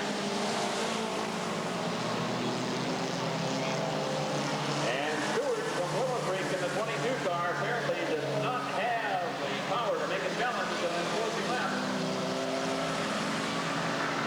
Some of the cars in the middle of the pack still got for position now in turn 4.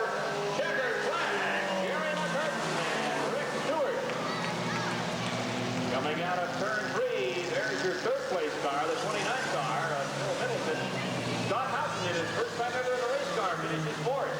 Fred Rendell in the 25 car, and the 19 car, Dennis Del Biagio. Along with the rest of the field, Murray Armstrong and Steve Murray and Randy D. I'm gonna do all 3 trophies now, and then that guy that won the And our weather situation has held up rather nicely. We are going to do our complete trophy presentations to all 3 main event winners as soon as we can bring the race cars out there. For you folks who are heading out to the exits, a reminder, you be sure and be back here next Saturday night for the finale of the 1989 season. Our championship race 1 week from tonight, Saturday, September 23rd. Saturday the 23rd, a week from tonight. The 1989 season will be complete. Or you'll take us there? Can you take us home? Me, Ray, and Chad, just take us over to Black. Just drop us off there. Take us some money, so we're there. Need some money. And McCurtain in the 99 car, sponsored by Simpson Paper Company. We also need our photograph winner downstairs, please. You guys can do buy a pizza. Gentleman that won his photograph with his favorite car and driver. We need that person downstairs to have your picture taken with the 17 car.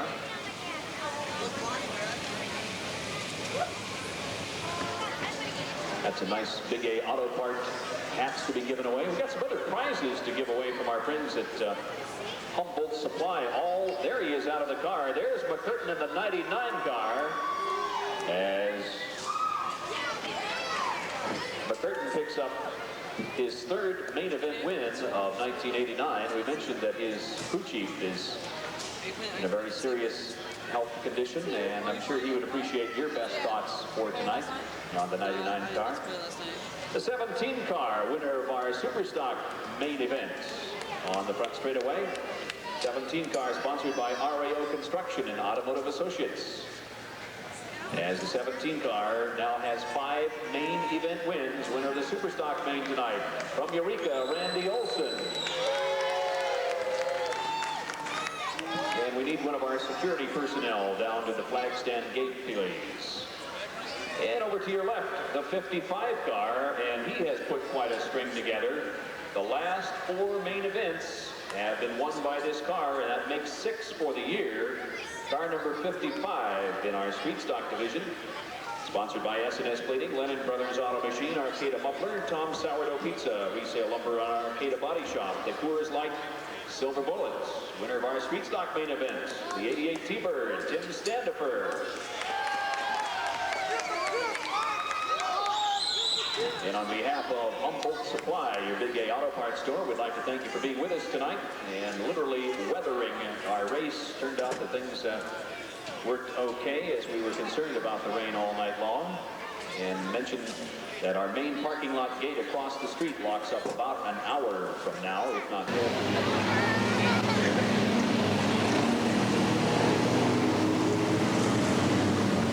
Jeff McEwen says one more time and let's get it rolling. I mentioned a couple of races ago that Doug Pulver, the 87 car, has already wrapped up the track championship here. And Doug has just been awesome in this division with 10 main event wins. Hard to believe. The only other car to win any main events, the 99 car, not here at the racetrack tonight, Jerry McCurtain's Ford Pinto. The 37 car brings us back around. We're looking for a start this time.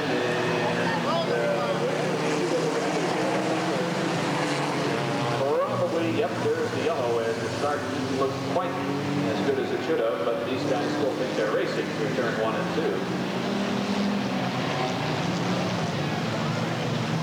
2. Look out. Stewart and Gibbons come together, and Murray just smokes the brake. A couple of the Ford Pintos, smallest motors in competition, I believe, are in the Toyotas out there. Tim Marsh's 25 in the 37 car. Dave Hussey running 1600cc motors.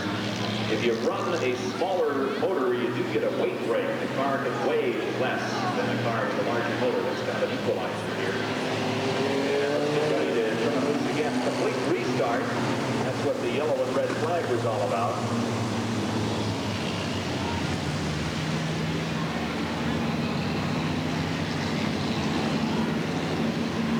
Dave Hussey in the 37 car, his first time on the racetrack tonight. Although he's had some experience in autocrossing, so he's familiar with the whole idea of the program. And outside Bob Bonney in the Chevy Monza. And Dean and Armstrong, and this time they look a little bit better out of third four.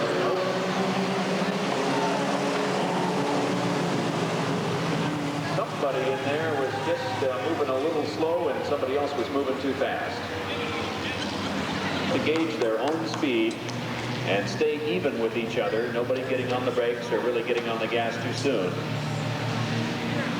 And indication from our officials, because of time considerations, we will have 15 laps on this race. 15 laps on the mini stocks.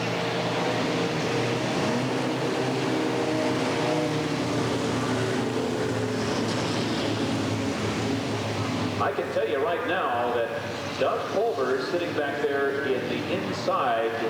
He is going to have to work very, very hard to win this race. Now, he's won 10 of these. He's the only car on the racetrack to win a mini stock main. He only has 15 laps to get around here. I don't know if he can do it. We'll find out. Out of turn 4. There's the green.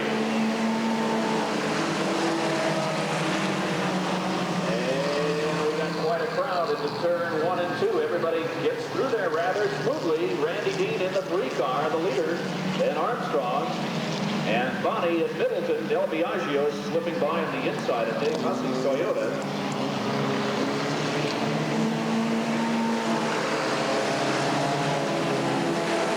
Some of the faster qualifiers trying to make their way through the pack.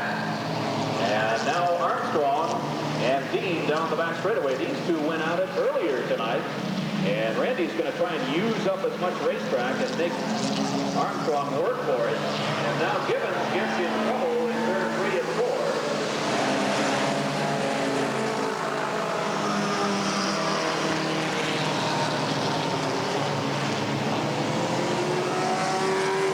And Del Biagio in the Mustang 2 challenging Bob Bonney for 3rd place. They are side by side. Bonney gives way. Middleton very quickly tries to make his way to the front.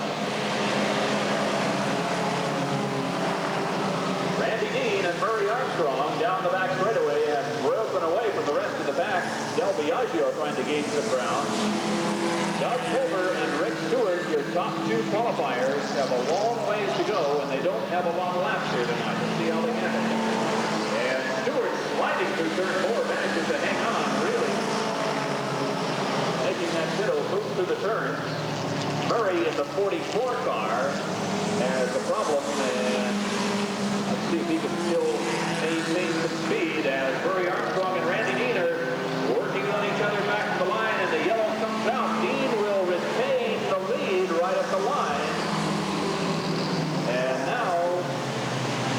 gets back underway. Not sure what that was all about. But this is going to be bad news for Randy Dean and Murray Armstrong, because this means that those cars behind them will be bunched up closely when we go back green. Restart, and we're going to go next time around. Scheduled for 15 laps, and we've got 5 laps in the record book, 10 laps to go. And as we mentioned, this is working to Doug Pulver and Rick Stewart's advantage. They'll be able to gain a little ground on those top 3 cars. Randy Dean is well aware of that. He's going to get on the gas as soon as he possibly can. Here they come out of turn 4.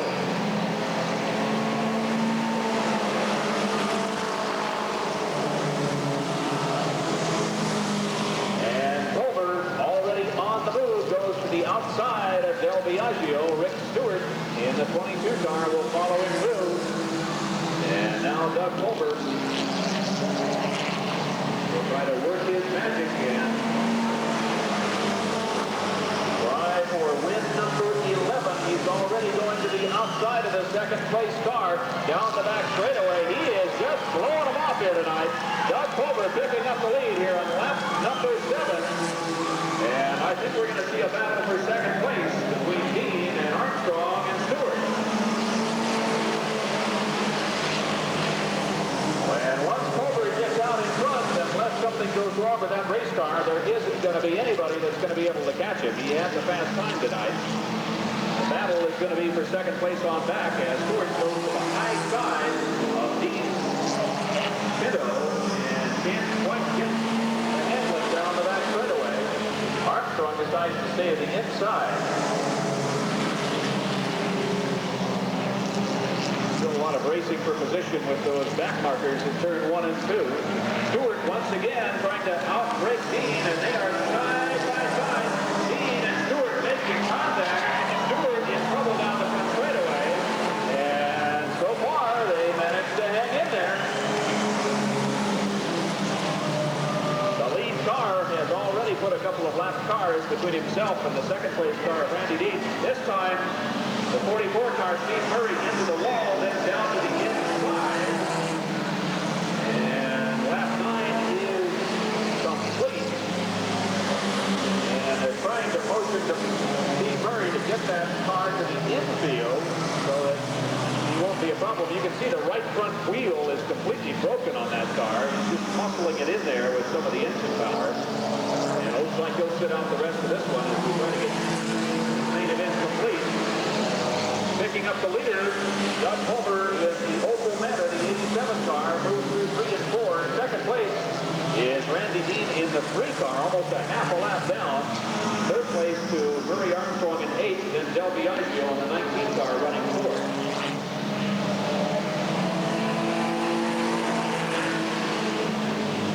Pulver starting to move through traffic.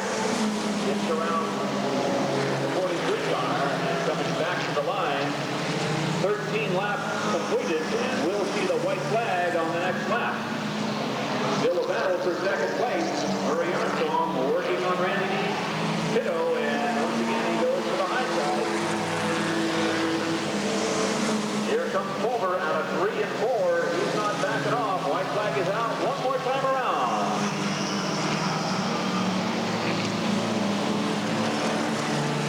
And Dean and Armstrong, Randy Dean goes way high. Armstrong takes advantage of him, and he sees the white flag. He's going to try for that second place, and at the moment he's in very good position. Out of turn 4, checker flag, the 87 car, Doug Pulver. Win number 11. And down the front straightaway come your second, third, and fourth place cars. Murray Armstrong, Randy Dean, and Dennis Del Biagio. And in keeping with our policy of keeping the show moving because of time considerations, I believe we're going to go immediately to our